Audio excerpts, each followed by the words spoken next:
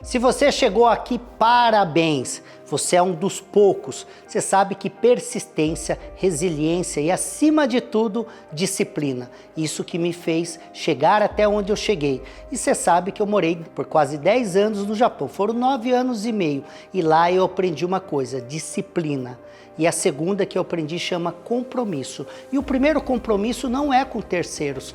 Não são com outras pessoas, é o compromisso com você. Quantas vezes você se questionou e se perguntou que você tinha um grande sonho, uma grande expectativa, aspiração de realizar, de repente se tornar um milionário, um multimilionário, até fazer 1 bilhão em VGV, ou também, quem sabe, né, ter uma empresa com valuation acima de 7 dígitos, 8 dígitos, 9 dígitos, quiçá 10 dígitos aí, né? Então você provavelmente também teve uma inquietude, uma insatisfação. Será que é isso? Será que é apenas correr atrás todos os dias e viver por osmose essa vida?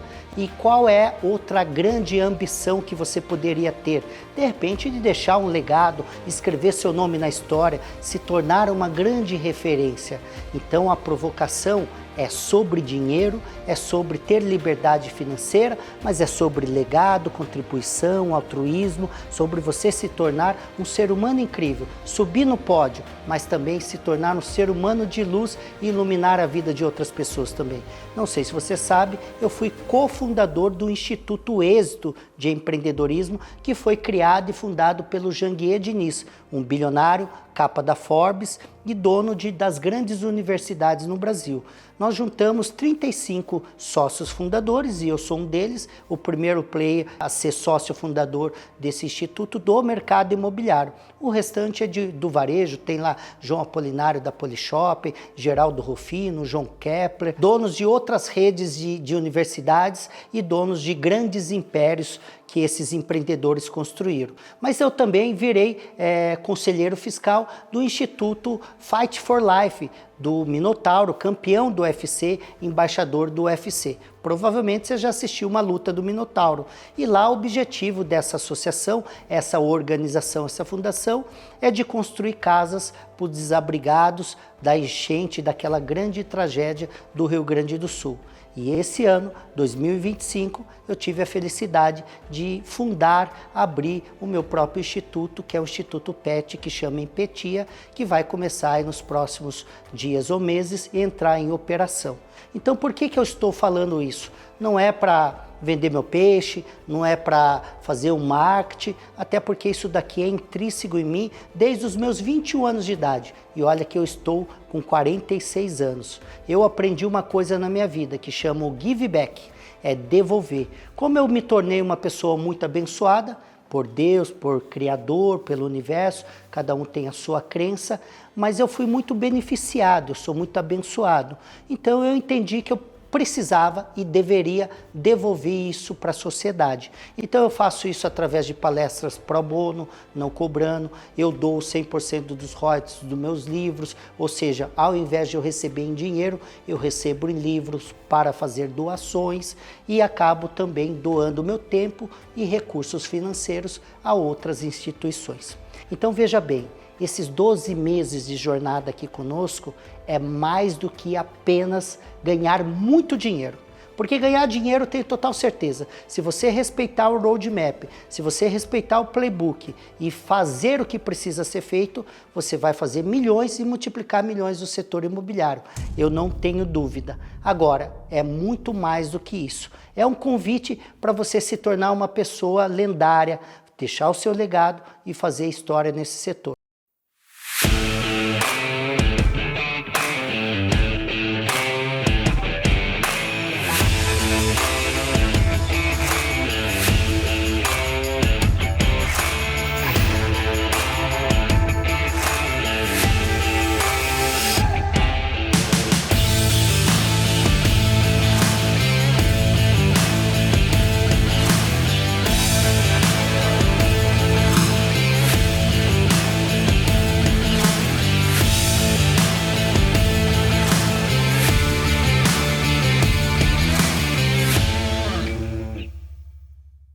Nós temos dois momentos que nós fazemos pesquisa de mercado e diagnóstico.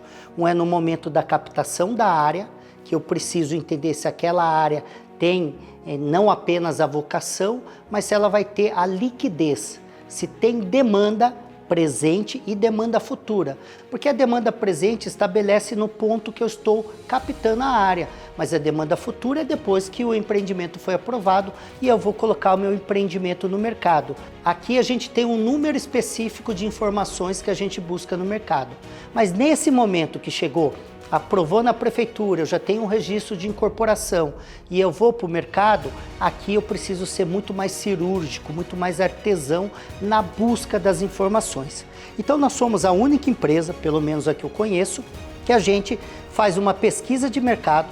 Por uma das grandes empresas, existe várias empresas de pesquisa de mercado, a depender da tipologia, é uma empresa específica, tem que tomar cuidado, porque às vezes você vai contratar uma pesquisa de mercado dentro de uma empresa que não tem tanto tato, tanta mão para aquela tipologia.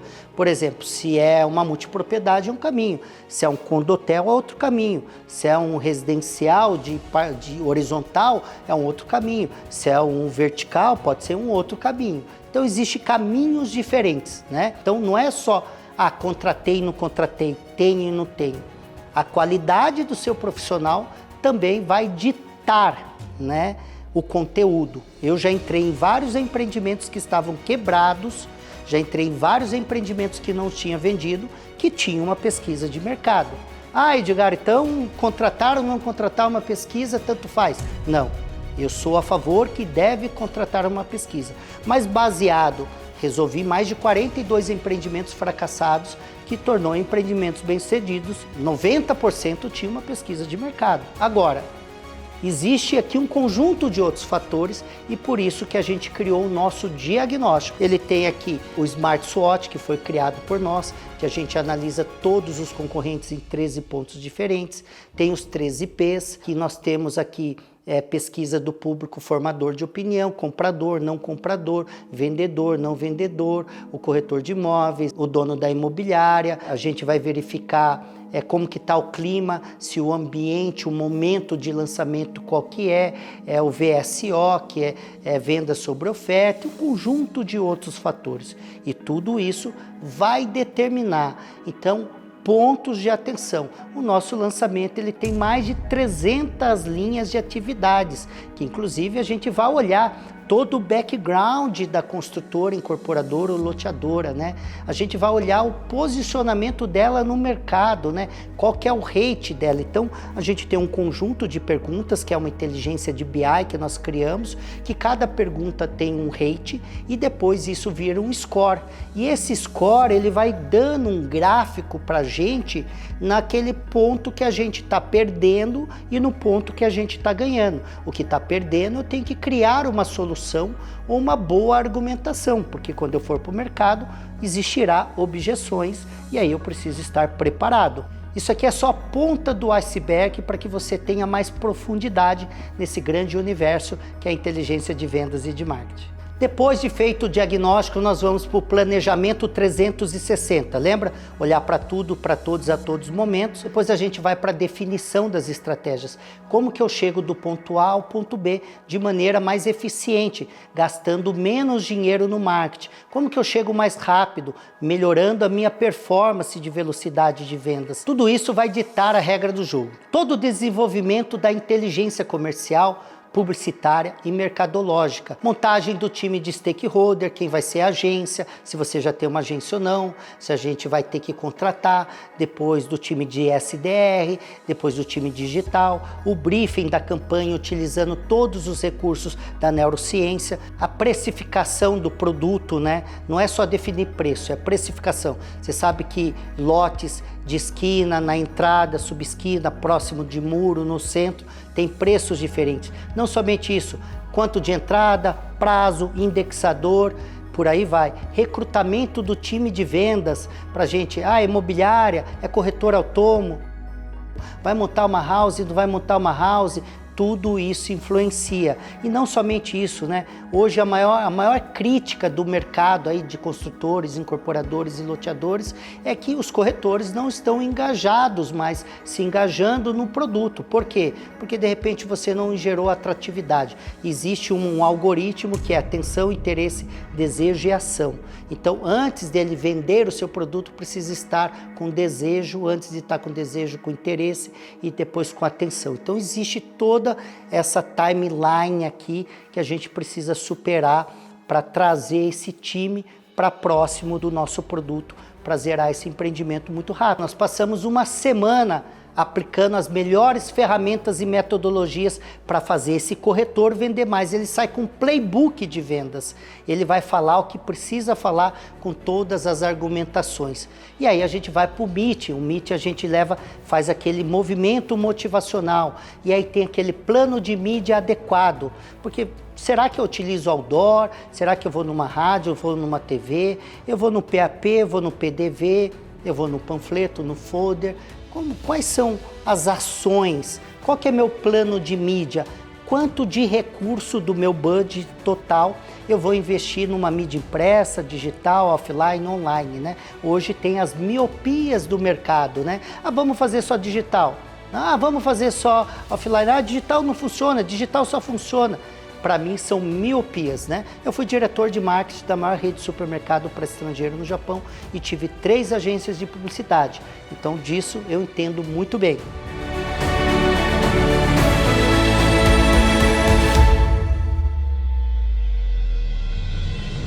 E aí começa todo aquele início do aquecimento. Não pode jamais o corretor bater na porta sem o cliente estar preparado, nós chamamos de aquecimento. Depois vem todo o represamento, ações piratas, montagem de pasta, cadastro de intenção de compra. Aí tem o monitoramento sistemático dos KPIs, o traqueamento da mídia, os geradores de indicadores para entender se estamos indo bem ou não. Depois a gente tem a fase de aquecimento do aquecimento, é aumentar o volume, é colocar mais álcool no fogo para que o cliente fique cada vez mais entusiasmado e motivado com a intenção de comprar, porque às vezes ele fez um cadastro de intenção de compra lá atrás e ele chega no dia dele e acaba não comprando, não efetivando. Então nesse momento a gente faz um aumento de volume, um aumento de aquecimento para que ele fique cada vez mais intencionado a comprar. Nós vamos para a pré-venda, aqui acontece a venda. A pré-venda acontece a venda. Você não pode chegar lá no dia D esperando com expectativa dele comprar. Então você precisa reaquecer o seu lead, o seu cadastro de intenção de compra, para que ele chegue no dia D muito mais entusiasmado, motivado para a assinatura do contrato. Então as vendas acontecem na pré-venda. É por isso que nós chamamos de pré-suasão. Eu tive a oportunidade de estudar com o Robert Cialdini, que é o Papa da Persuasão. Nas 2 vezes que ele esteve aqui no Brasil em imersões, eu participei de maneira presencial e aprendi com ele não apenas usar as estratégias de persuasão, mas pré-suadir o cliente, ou seja, ele vir para o momento do grande fechamento já com a intenção de compra. Então isso é importantíssimo. Depois disso, a gente tem que utilizar as grandes ferramentas de Growth Hack, que é a aceleração no digital, a ferramenta da neurociência, você utilizar a neurociência aplicado às suas campanhas, à comunicação, você utilizar a neurociência aplicado ao playbook, que vai por corretor de imóveis, você utilizar o Insight Sales, o SDR, o Farm, são estratégias e caminhos que você pode utilizar de maneira diferente, e tem várias outras ferramentas, metodologias e tecnologias para que você faça esse lançamento virar um sucesso. Que tipo de CRM que eu vou utilizar, qual CRM que eu vou utilizar, se precisa ter um ERP junto, se não precisa. Então tudo isso precisa estar dentro de uma grande experiência para facilitar toda essa jornada. Um lançamento, ele não é tão simples como parece. E eu vejo muita gente que tenta fazer por osmose, tenta fazer sozinho, lança errado, aí vai pedir ajuda, só que essa ajuda custa muito dinheiro.